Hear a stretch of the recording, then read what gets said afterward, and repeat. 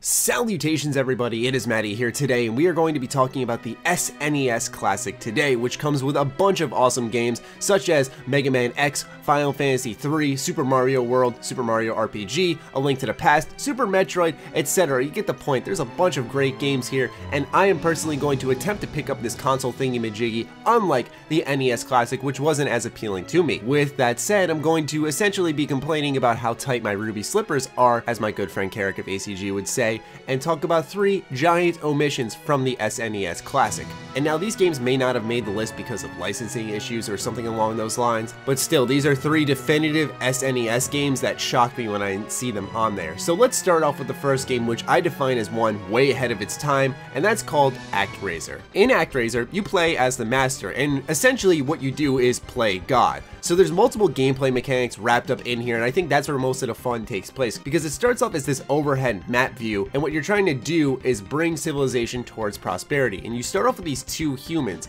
Now, as you take actions throughout the world itself, you're trying to grow that population. So you can use different types of weather as miracles to help this civilization out. You can also plan roads and build other structures as the game progresses. As you're attempting to continuously build civilization, you will encounter flying monsters. Now, when you bump into them, the game will transform into the SNES and NES games we've seen in the past. You know, a side scroller, you're trying to take out all the enemies, there's a lot of platforming, there's a boss at the end of it all, and what happens is that as you clear out these areas and these enemies, civilization continues to expand, the population grows until there are no more monsters respawning, and then you unlock different things to build, such as many advanced structures, which allow you to then afterwards continuously grow that population. And the reason you want to grow this population is because that's how your main character levels up. So it all ties together. It's really genius game design, especially for a game that came out originally in 1990 in Japan. It came to North America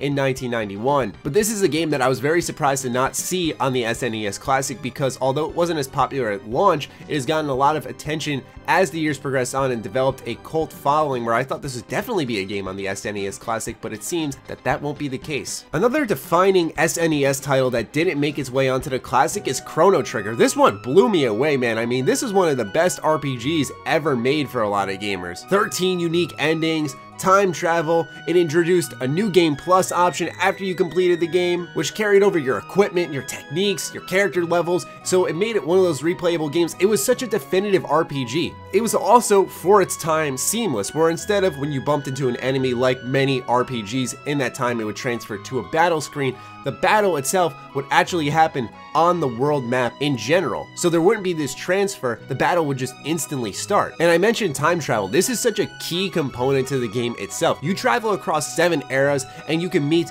new companions, complete side quests, and so on. It's such an awesome concept. Fortunately, this game has been made available on multiple platforms, such as the PlayStation, such as the Nintendo DS. It's also available on mobile phones. It's also on the Virtual Console, so it is accessible, and I do have to wonder if that's why they didn't put this game on the SNES Classic, but still, I think this would have been a great way to introduce lots of folks to a defining role-playing game. And the last game I'm going to highlight, which was sadly left out on the SNES Classic, is Teenage Mutant Ninja Turtles: Turtles in Time. This is by far the best Ninja Turtles game to ever release, and it's one of the best games to hit that console. It's such a great beat 'em up. It's an example of cooperative fun. I mean, granted, when you really sit down and play it, the game's only like an hour and a half long, not even, depending on how good you are with the game. Probably like an hour. You can beat it in a half hour if you're good enough. You know, it's such a short game, but it's one of those titles that I just can't believe they left out. Usually when I think of the SNES, that's the first game that comes to mind. I know there's some bias there because I'm a big Ninja Turtles fan, but I know a lot of people thought of Turtles in Time when they thought of the SNES as well. In all fairness, I wouldn't say this was a defining game like the other 2 I mentioned for the SNES, but still, this was a very popular title for the system itself. So popular that people don't really know about the other versions that released across other systems for this game. And like I said, I think a lot of this does boil down to licensing, but it seems that Nintendo really did get the best of the titles of the SNES on their game list. It's just a shame that these couple of omissions happened. I'm sure that even if those were on the list itself, people out there would find other games missing from that list in general and just make videos about them as well. So, you know, it's like one of those you can't win situations. But anyway, I'm looking forward to the SNES Classic. It's one I'm going to try to get my hands on, and I'd like to hear if you guys thought there were any other games missing from the SNES Classic game list. Let me know in the comments down below. What do you think of the SNES Classic in general as well? Be sure to fire away. Other than that, follow me on Twitter, like me on Facebook. Those links are in the description down below, along with my Patreon. Do consider supporting that, as it fuels all the content we create here. Stay sexy, stay active. I love you all. Peace.